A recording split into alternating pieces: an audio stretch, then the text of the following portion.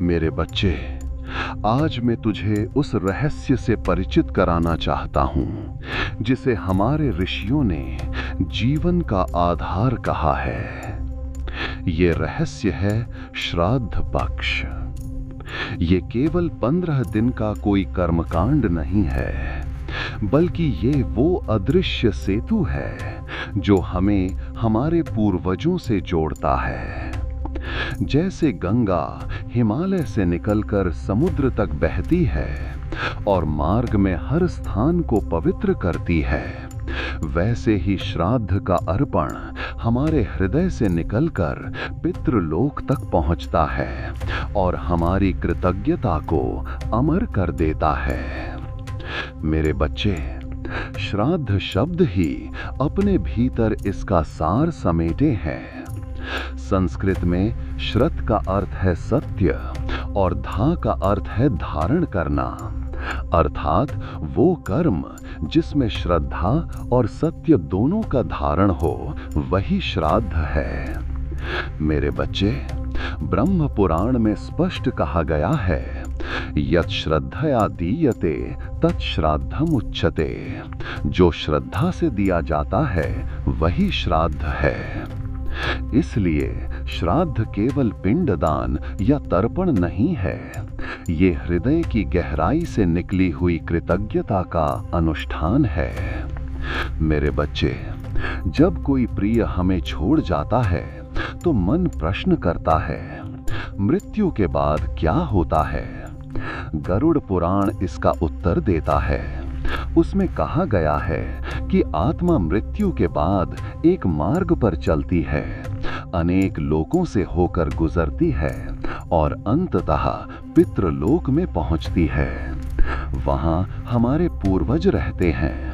वे हमारे श्राद्ध का इंतजार करते हैं और जब हम उन्हें तर्पण अर्पित करते हैं तो वो सूक्ष्म रूप से उनके पास पहुंचता है।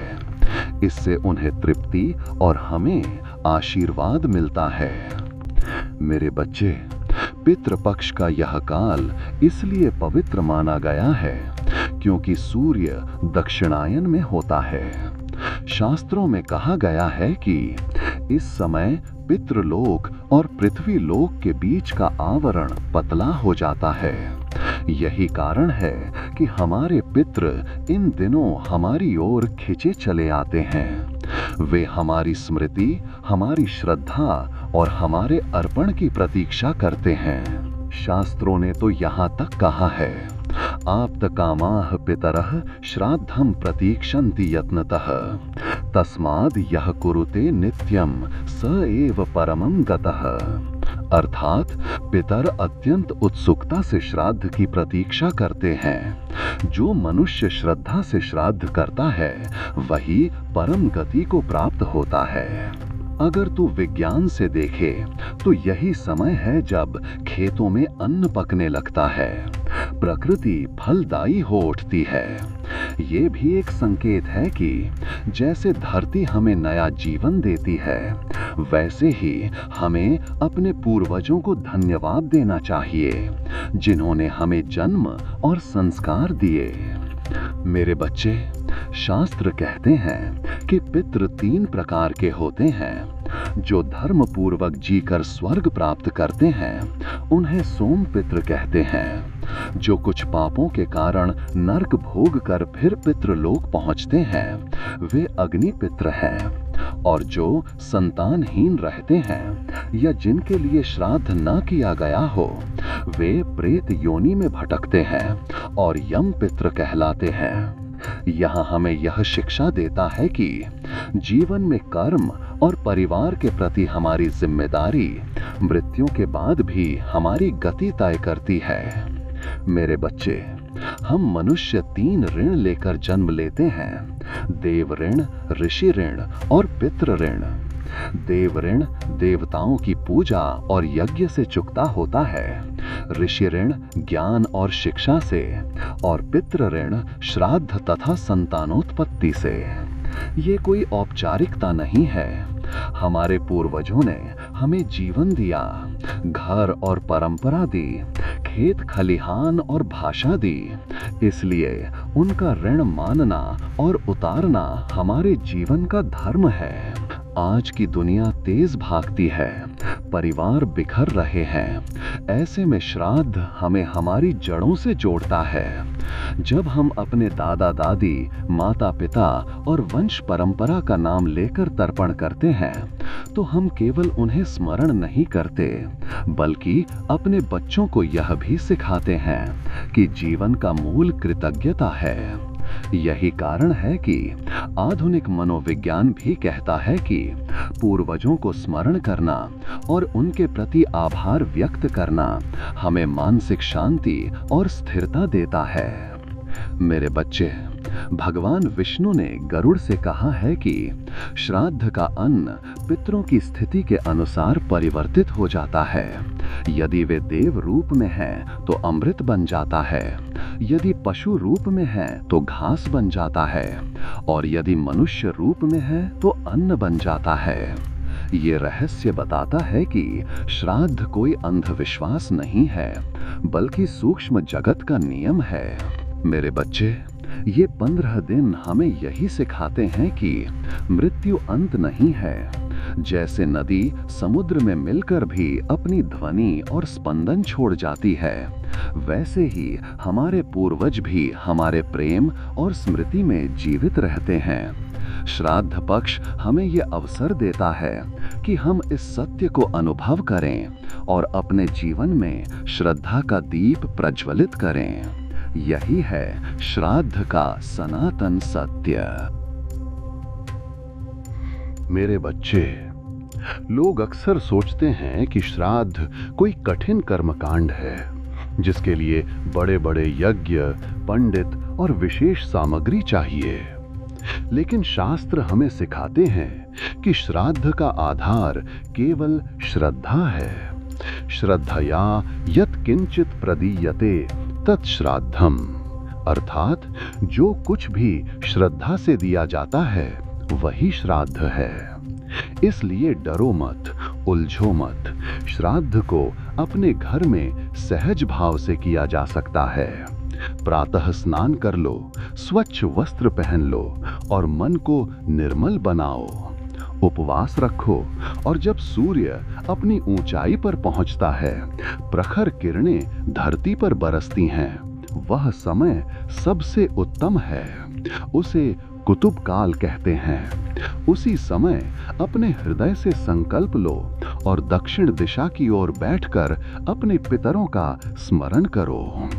मेरे बच्चे, तुम सोचते हो सामग्री कहां से लाएं?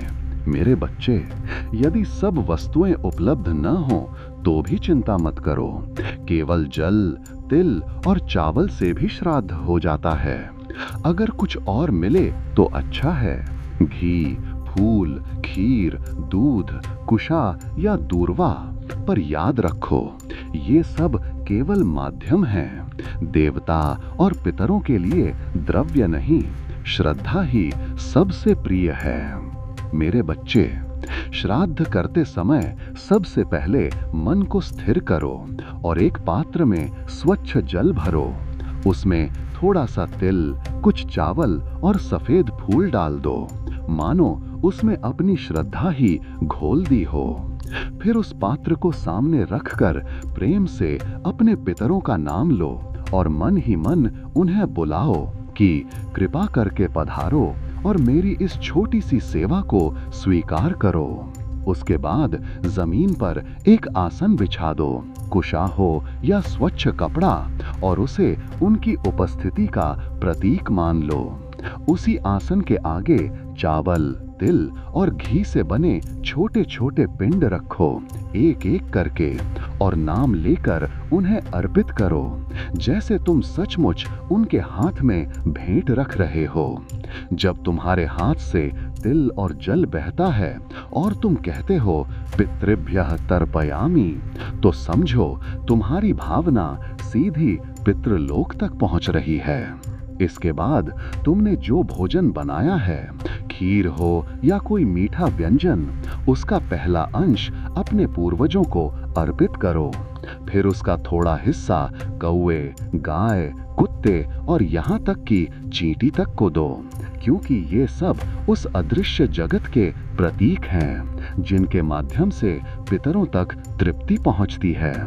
जब ये सब हो जाए तो हाथ जोड़कर एक विनम्र प्रार्थना कर देना कि हे पूर्वजगण, मैंने अपनी श्रद्धा से ये अर्पण किया है, कृपा करके स्वीकार करो और हमारे कुल को आशीर्वाद दो। अंत में जो जल बचा हो उसे किसी पौधे की जड़ में अर्पित कर देना, जैसे अपनी भावना को धरती माँ की गोद में समर्पित कर रहे हो। अपार्टमेंट में रहने वाले क्या करें? बालकनी में ये कर्म हो सकता है।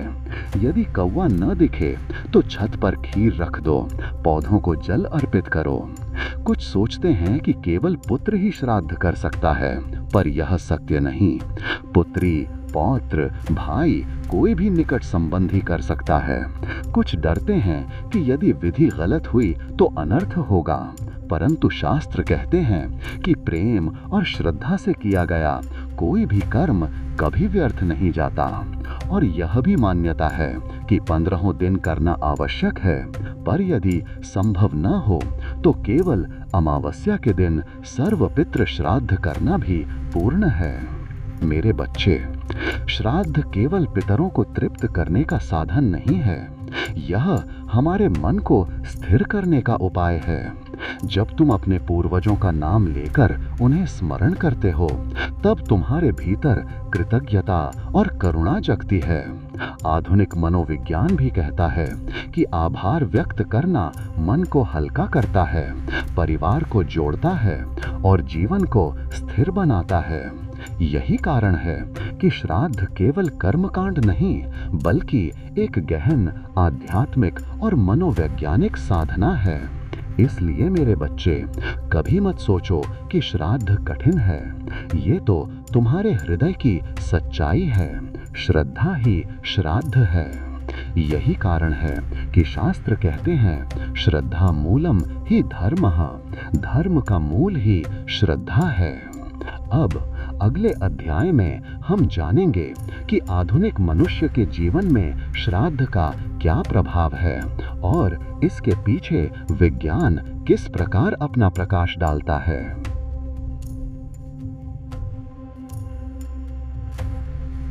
मेरे बच्चे, आज के समय में जब हर सत्य को प्रमाण की कसौटी पर परखा जाता है, तब यह प्रश्न उठना स्वाभाविक है कि श्राद्ध जैसे प्राचीन अनुष्ठान का आधार क्या है। क्या सचमुच हमारे द्वारा अर्पित अन्न और जल हमारे पितरों तक पहुंचता है? क्या यह केवल परंपरा है या इसके पीछे कोई गहरा विज्ञान छिपा है?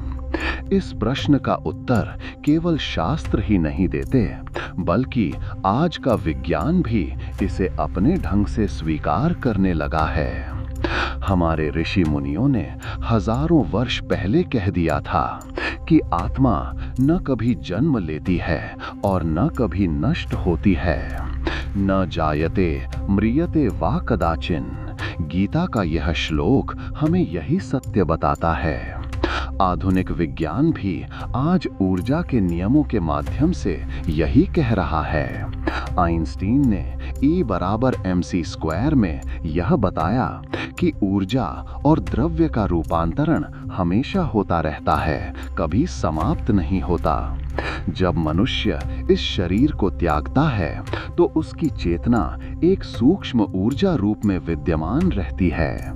ऋग्वेद में इसे सूक्ष्म शरीर कहा गया है और विज्ञान की भाषा में यही ऊर्जा विभिन्न स्तरों पर बनी रहती है। मेरे बच्चे, यह केवल कल्पना नहीं, बल्कि सूक्ष्म जगत के नियम हैं। जब हम अपने पूर्वजों को याद करते हैं तो हम उनके अनुभव, संस्कार और ज्ञान को भी अपने भीतर महसूस करते हैं। यही वह चक्र है जो जीवन को स्थिरता और अर्थ देता है। जब हम श्राद्ध में अपने पितरों का नाम लेकर जल अर्पित करते हैं तो वह केवल प्रतीकात्मक नहीं है, यह हमारी भावनाओं को एक ऊर्जा तरंग में बदल देता है। भारतीय दर्शन में इसे संकेत और संकल्प की शक्ति कहा गया है।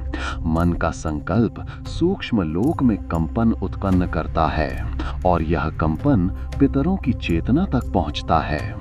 ठीक वैसे ही जैसे किसी वीणा का एक तार छेड़ने पर पास रखी दूसरी वीणा का वही तार अपने कंपित हो उठता है। यह अनुनाद सिद्धांत है जिसे आज का विज्ञान रेजोनेंस कहता है। मेरे बच्चे, मनोविज्ञान भी इस सत्य को स्वीकार करता है। जब हम अपने पूर्वजों को स्मरण करते हैं और उनके प्रति कृतज्ञता व्यक्त करते हैं तो हमारे भीतर छुपे हुए भावनात्मक बोझ हल्के हो जाते हैं। आधुनिक भाषा में इसे आनुवंशिक स्मृति, जेनेटिक मेमोरी कहा जाता है, पर हमारे शास्त्र इसे पितृ ऋण का शोधन मानते हैं। जब हम आधुनिक मनोविज्ञान की दृष्टि से देखें तो पूर्वजों की स्मृति में लीन होना हमारे मानसिक स्वास्थ्य के लिए अत्यंत लाभदायक है। यह हमें हमारी पहचान याद दिलाता है, जीवन में स्थिरता और संतुलन लाता है। कुछ पश्चिमी मनोवैज्ञानिक और शोधकर्ता जैसे डॉक्टर इयान स्टीवनसन ने भी बच्चों और परिवारों में पुनर्जन्म और पूर्वजों की स्मृति से जुड़े अनुभवों का अध्ययन किया है। उन्होंने दर्जनों मामलों का विश्लेषण कर यह पाया कि जिस घर में पूर्वजों के प्रति सम्मान और स्मृति की भावना होती है, वहां मानसिक शांति और सामूहिक संतुलन अधिक दिखाई देता है। मेरे बच्चे, जब पूरा परिवार मिलकर पितरों का स्मरण करता है, तब केवल दिवंगत आत्माएं ही प्रसन्न नहीं होती, बल्कि जीवित परिवार भी आपस में जुड़ता है। पीढ़ी दर पीढ़ी संस्कार का यह प्रवाह चलता रहता है। यह सामाजिक विज्ञान का सत्य है। श्राद्ध परिवार की जड़ों को सींचता है और नई पीढ़ी को अपनी पहचान देता है। यही कारण है कि श्राद्ध केवल मृतकों का नहीं, जीवितों का भी उत्सव है।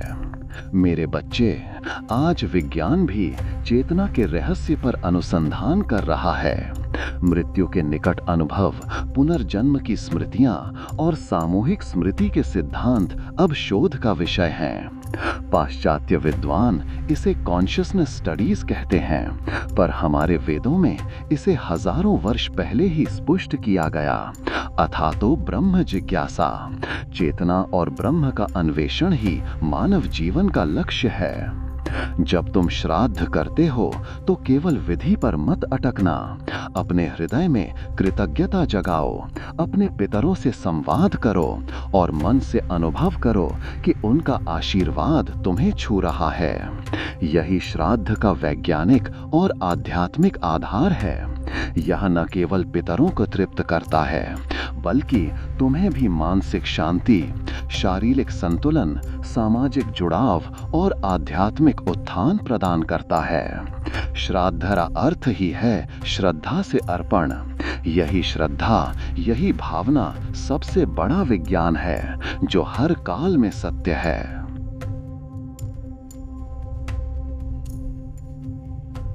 मेरे बच्चे, श्राद्ध को केवल एक रस्म समझना गलत है।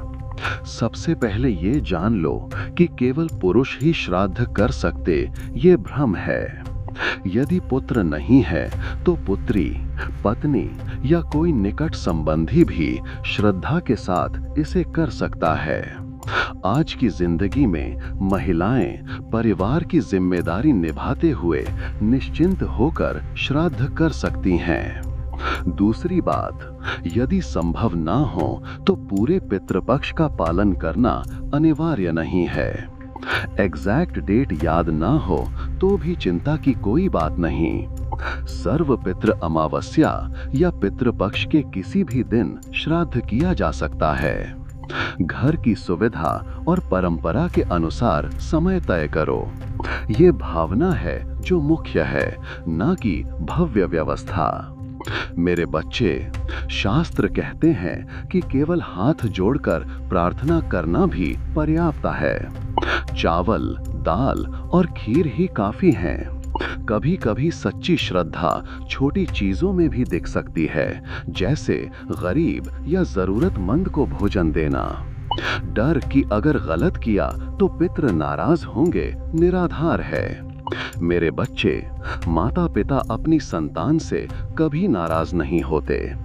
अगर कुछ भूल हो भी जाए तो मन में कहो माफ करना और भावनाओं पर ध्यान दो। ब्राह्मण को अनिवार्य समझना भी आवश्यक नहीं है। धर्मनिष्ठ कोई भी व्यक्ति या गरीब को भोजन देना, यहाँ तक कि पक्षियों को अन्न देना भी श्राद्ध का हिस्सा बन सकता है। आज की जीवन व्यवस्था में सरलता और लचीलापन जरूरी है। बच्चों को शामिल करना भी अच्छा है, ताकि वे समझें कि ये केवल रस्म नहीं, प्रेम और आत्मीयता का माध्यम है। श्राद्ध में सबसे महत्वपूर्ण है भावना, सादगी, निरंतरता और प्रेम। शांत बैठकर पितरों को याद करो। मन में कहो भगवान मेरी भूल माफ कर दो, और केवल कृतज्ञता पर ध्यान दो। याद रखो, पितृ आपसे पूर्ण प्रदर्शन नहीं चाहते, केवल आपका प्रेम। श्राद्ध केवल कर्तव्य नहीं, हमारे जीवन में पॉजिटिव ट्रांसफॉर्मेशन और स्पिरिचुअल ग्रोथ का साधन है।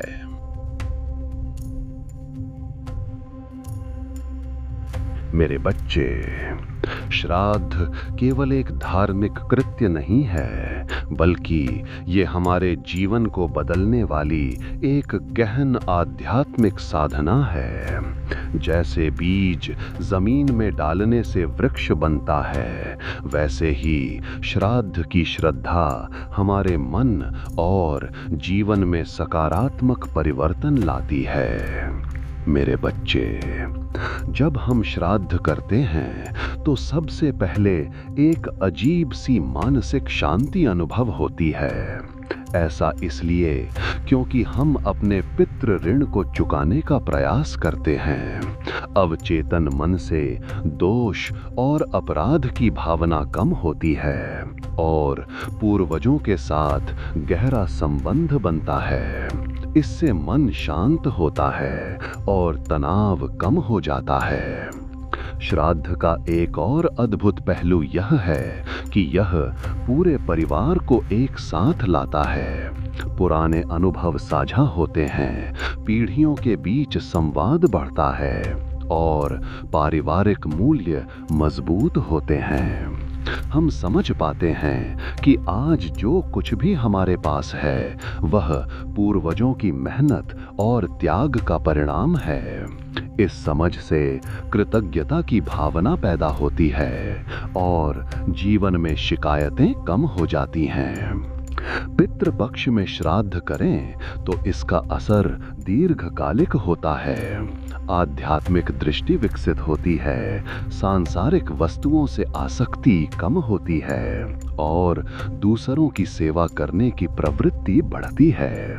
मेरे बच्चे, कई लोगों ने अनुभव किया है कि श्राद्ध करने से उनके निर्णय लेने की क्षमता सुधरी, कार्य नैतिकता मजबूत हुई और परिवार में जिम्मेदारी निभाने की समझ बढ़ी।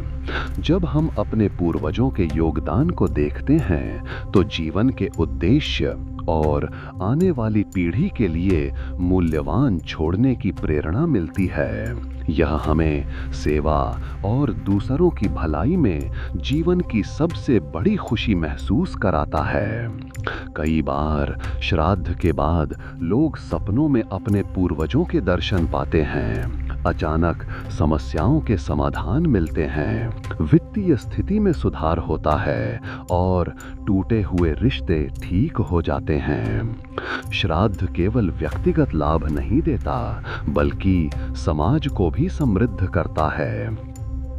पशु पक्षियों की सेवा, पर्यावरण की रक्षा और सांस्कृतिक संरक्षण इसके महत्वपूर्ण पहलू हैं। मेरे बच्चे, सबसे बड़ी सिद्धि यह है कि यह हमें अपने अतीत, वर्तमान और भविष्य के बीच संतुलन स्थापित करना सिखाता है। जब हम श्रद्धा और प्रेम से अपने पूर्वजों को याद करते हैं तो हम केवल उन्हें खुश नहीं करते बल्कि अपने अंदर की दिव्यता को भी जागृत करते हैं।